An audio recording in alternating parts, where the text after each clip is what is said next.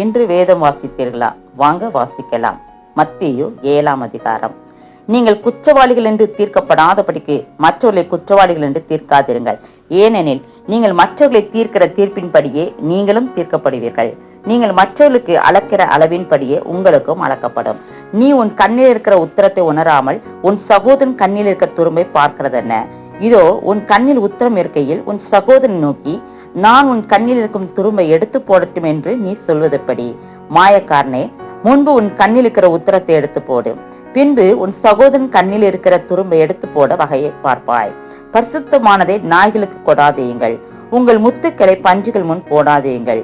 போட்டால் தங்கள் கால்களால் அவைகளை மிதித்து திரும்பிக் கொண்டு உங்களை பீறி போடும். கேளுங்கள், அப்பொழுது உங்களுக்கு கொடுக்கப்படும். தேடுங்கள், அப்பொழுது கண்டறிவீர்கள். தட்டுங்கள், அப்பொழுது உங்களுக்கு திறக்கப்படும். ஏனென்றால் கேட்கிறவன் எவனும் பெற்றுக்கொள்கிறான், தேடுகிறவன் கண்டறிகிறான், தட்டுகிறவனுக்கு திறக்கப்படும். உங்களில் எந்த மனுஷனானாலும் தன்னிடத்தில் அப்பத்தை கேட்கிற தன் மகனுக்கு கல்லை கொடுப்பானா? மீனை கேட்டால் அவனுக்கு பாம்பை கொடுப்பானா?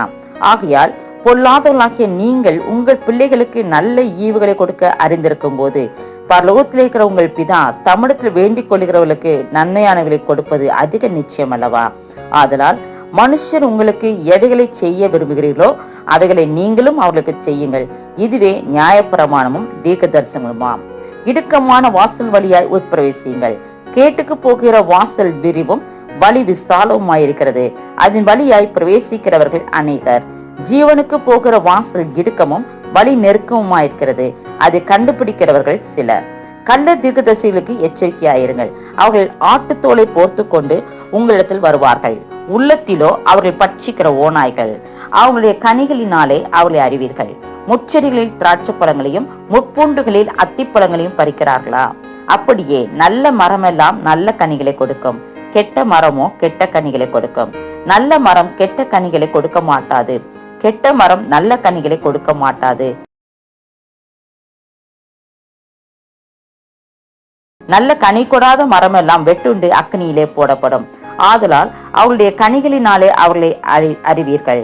பரலோகத்திலிருக்கிற என் பிதாவின் சித்தத்தின்படி செய்கிறவனே பரலோக ராஜ்யத்தில் பிரவேசிப்பானே அல்லாமல் என்னை நோக்கி கர்த்தாவே கர்த்தாவே என்று சொல்லுகிறவன் அதில் பிரவேசிப்பதில்லை.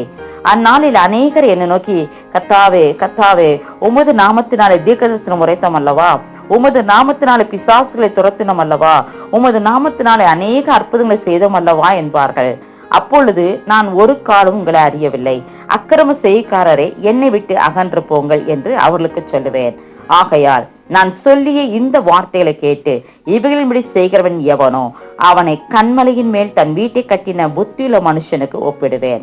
பெருமலை சொரிந்து பெருவளம் வந்து காற்று அடித்து அந்த வீட்டின் மேல் மோதியும் அது விழவில்லை, ஏனென்றால் அது கண்மலையின் மேல் அஸ்திவாரம் போடப்பட்டிருந்தது. நான் சொல்லிய இந்த வார்த்தைகளை கேட்டு இவளும்படி செய்யாதிருக்கிறவன் எவனோ அவன் தன் வீட்டை மணலின் மேல் கட்டின புத்தி இல்லாத மனுஷனுக்கு ஒப்பிடப்படுவான். பெருமலை சொரிந்து பெருமளம் வந்து காற்று அடித்து அந்த வீட்டின் மேல் மோதின போது அது விழுந்து முழுவதும் அழிந்தது என்றார். இயேசு இந்த வார்த்தைகளை சொல்லி முடித்த போது அவர் வேதபாரகரை போல் போதியாமல் அதிகாரமுடையவராய் அவர்களுக்கு போதித்தபடியால் ஜனங்கள் அவர் போதகத்தை குறித்து ஆச்சரியப்பட்டார்கள்.